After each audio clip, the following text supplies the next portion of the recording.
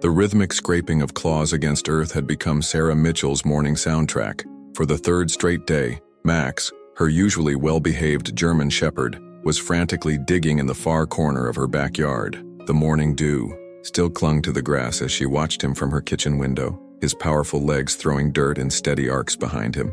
"Max, enough!" she called out, her voice carrying across the yard. But unlike his usual immediate response to her commands, Max barely lifted his head. His tail, typically held high and proud, remained low and focused, his entire body language screaming determination. Sarah's fingers tightened around her coffee mug. In the 5 years since she'd adopted him from the shelter, Max had never ignored her like this. He'd been her rock through the darkest chapter of her life, the one steady presence she could count on. The dog who would abandon his favorite treat at a single word from her was now acting like he couldn't even hear her voice. Setting down her untouched coffee, Sarah slipped on her garden boots and stepped out into the crisp morning air. As she approached, she could hear Max's heavy breathing, see the intensity in his amber eyes as he dug deeper and deeper. The hole was substantial now, at least 3 feet wide and nearly as deep. "Hey, buddy," she said softly, kneeling beside him. "What's got you so worked up?" Max paused for a moment, turning to look at her with an expression that seemed almost pleading.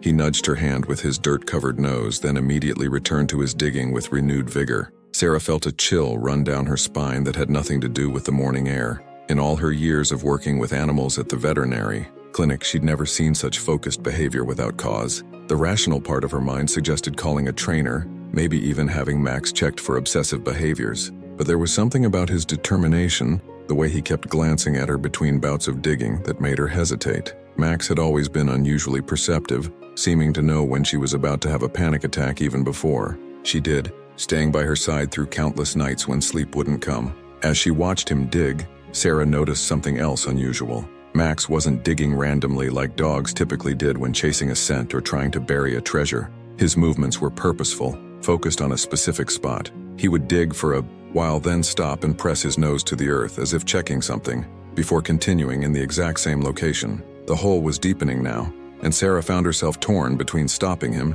and letting this mysterious mission play out. The neighbors' curtains twitched. Mrs. Henderson would undoubtedly have something to say about the state of the yard at the next homeowners association meeting. But Sarah couldn't shake the feeling that this was important, that Max was trying to tell her something. She ran her hand along his back, feeling the tense muscles working beneath his fur. "What are you trying to find, boy?" she whispered, more to herself than to him. For a moment, the only sound was the soft thud of dirt hitting grass and Max's determined breathing. Then his paw struck something that made a different sound. Not the dull thud of earth, but a hollow tap of something solid. Max's head snapped up, his ears forward, and he let out a soft whine that made Sarah's heart skip a beat. Whatever he had been searching for, he had found it. And somehow, Sarah knew that this discovery was about to change everything. Sarah's hands trembled as she brushed away the loose dirt around the object Max had discovered. Her mind flashed back to that rainy Tuesday 3 years ago, when she'd first met him at Second Chance Animal Shelter. She'd gone there not to adopt but to drop off medical supplies, a routine delivery she'd made dozens of times as the local vet clinic's manager. "You should meet Max," Elena, the shelter's director, had insisted. "He just came in last week. Military family had to surrender him when they got deployed overseas." Elena had always had a sixth sense about matching people with pets, but Sarah hadn't been ready, not after everything. The shelter's kennels were a cacophony of barking and whining. But Max sat quietly in his run, watching her with intelligent eyes. When she'd approached, he'd pressed his nose against the chain-link fence and let out a soft whimper that seemed to echo the pain in her own heart. "He's not eating," Elena had mentioned quietly. "Hasn't touched his food since he arrived. We're getting worried." Sarah hadn't meant to stay, but something about those amber eyes kept her rooted to the spot. She'd sat down on the concrete floor, and Max had settled beside her, separated by the fence but somehow feeling closer than any human had in months. Without thinking, she'd started talking. About Michael, about the accident, about the emptiness of their house. Max listened, his head tilted, occasional soft whines punctuating her words as if he understood. Dr. Williams, her boss at the eye clinic, had been trying to get her to see a grief counselor. Her sister Jenny called daily, worried about her isolation. But it was here, on a cold concrete floor with a grieving dog, that Sarah had finally let her tears fall. She'd gone back the next day with adoption papers. Now, as Max nudged her hand, with his nose urging her to keep digging, Sarah felt that same connection that had drawn her to him in the first place. Her neighbor, Mrs. Henderson, appeared at the fence, her disapproving presence impossible to ignore. "Sarah, dear, you really should control that animal. The HOA has strict regulations about property maintenance." Her voice carried the same judgmental tone it had held when she'd complained about Max's occasional barking during Sarah's night terrors. "He's fine, Mrs. Henderson," Sarah replied firmly, her hand resting protectively on Max's back. "We're just doing some gardening." But Max's discovery felt far from routine yard work. As more dirt fell away, Sarah could make out the shape of what looked like an old metal box. Max's paw scratched gently at its surface, and he looked up at her with those same knowing eyes that had seen her through countless dark nights. Dr. Williams had often said Max was more therapeutic for Sarah than any antidepressant he could prescribe. "That dog knows what you need before you do," he'd observed after watching Max alert Sarah to an oncoming panic attack at the clinic. Even Jenny, initially skeptical about her sister adopting a large dog while still grieving, had become Max's fierce advocate. Sarah's fingers brushed against cold metal, and her heart raced. Whatever was buried here, Max had led her to it for a reason. The same instinct that had drawn them together that day at the shelter told her this discovery would force her to confront something she'd been avoiding for far too long. The metal box refused to budge at first, decades of earth holding it prisoner. As Sarah worked to free it, a familiar tightness gripped her chest, the beginning of a panic attack. Max immediately pressed against her side, his solid warmth anchoring her to the present. The box was old but sturdy, its surface etched with what looked like initials, TM. Sarah's hands froze. Those were Michael's father's initials, Thomas Mitchell. This house had belonged to Michael's family for generations, but Thomas had died before she'd met Michael. The property had passed directly to Michael, and then, after the accident, to her. "What do you think you're doing?" the sharp voice made Sarah jump. Mrs. Henderson wasn't alone at the fence now. She'd brought Roger Martinez, the HOA president. "This is destruction of property, Sarah. We'll have to report this." Max let out a low growl, positioning himself between Sarah and the fence. The box seemed heavier than its size suggested as Sarah lifted it from its earthen grave. Something shifted inside, making a muffled, rattling sound. "I'm calling the police," Mrs. Henderson announced, already pulling out her phone. "She's clearly having another episode." Sarah's throat constricted. She'd had a public panic attack last summer during the neighborhood barbecue, and Mrs. Henderson had never let her forget it. But Max's steady presence kept the rising anxiety at bay. He nudged the box with his nose, then looked at her expectantly. Her phone buzzed. Jenny calling. Sarah let it go to voicemail, too focused on the mystery literally in her hands. The box had a simple latch, green with age but still functional. As she reached to open it, Roger's voice cut through the morning air. "That could be evidence of a crime. You need to wait for the authorities." But Sarah knew somehow that this box was meant for her. Max had led her to it for a reason. With trembling fingers, she opened the latch. Inside, protected by watertight seals, lay a collection of letters, photographs, and a small leather-bound journal. The topmost photo showed a young Thomas Mitchell in his army uniform, standing beside a German shepherd that could have been Max's twin. "That's impossible," Sarah whispered. The dog in the photo wore the same distinctive white mark on its chest that Max had, the mark that Elena had said made him special. Max whined softly, pawing at a letter that had fallen from the box. Sarah picked it up, recognizing Michael's handwriting with a jolt that nearly stopped her heart. "Dear Sarah, if you're reading this, something has happened to me. Dad always said Baron would come back somehow, that a dog's loyalty transcends time." The letter slipped from Sarah's numb fingers as police sirens wailed in the distance. Max picked up the fallen letter gently in his mouth and placed it back in her lap, his eyes holding that same knowing look that had drawn her to him at the shelter. Jenny's car screeched to a halt in the driveway. Mrs. Henderson must have called her too. "Sarah, what's going on? Are you okay?" Sarah barely heard her sister's approach. Her mind was reeling from the implications. Baron had been Thomas Mitchell's service dog in Vietnam, lost in action saving his unit. Michael had grown up hearing stories about Baron's sacrifice, about his father's belief that souls that loyal always found their way back. The police officers approached cautiously, hands on their belts. Max stood firmly beside Sarah, not aggressive, but protective, just as Baron had stood beside Thomas in that yellowed photograph. "Ma'am, we need you to step away from the excavation," one officer called out. Sarah clutched the box closer. "Jenny, look at this photo. Look at the mark on Baron's chest." Her sister knelt beside her, gasping as she made the connection. The identical markings, the buried box, Max's inexplicable behavior. It all pointed to something beyond rational explanation. As the police officers approached, Sarah's hands trembled around Michael's letter. Max pressed closer, his warmth steadying her racing heart. She began to read aloud, her voice growing stronger with each word. "Dear Sarah, if you're reading this, something has happened to me. Dad always said Baron would come back somehow, that a dog's loyalty transcends time. I never believed him until the dreams started. Vivid dreams of Baron leading someone to this box, to these words I'm writing now. I know how much you're hurting. I see it every day in your eyes when you think I'm not looking, in the way you carry the weight of your past trauma alone. The accident that took your parents left scars deeper than anyone can see. You've built walls so high, afraid to let anyone in, afraid to lose someone else you love. That's why I'm writing this letter, hiding it with Dad's memories of Baron, because somehow, I know you'll find it when you need it most. And if I'm not there when you do, I need you to know something." Sarah's voice cracked. Jenny wrapped an arm around her shoulders while Max nuzzled her hand, urging her to continue. The police officers had stopped their approach, caught in the gravity of the moment. "Baron saved my father's entire unit in Vietnam. He sacrificed himself, warning them of an ambush. Taking a bullet meant for Dad. His last act was dragging Dad to safety. Dad spent years believing Baron's spirit would return, watching every German shepherd he saw for that distinctive white mark. What Dad never knew was that Baron had puppies before shipping out, puppies that were given to other military families. I traced the lineage, Sarah,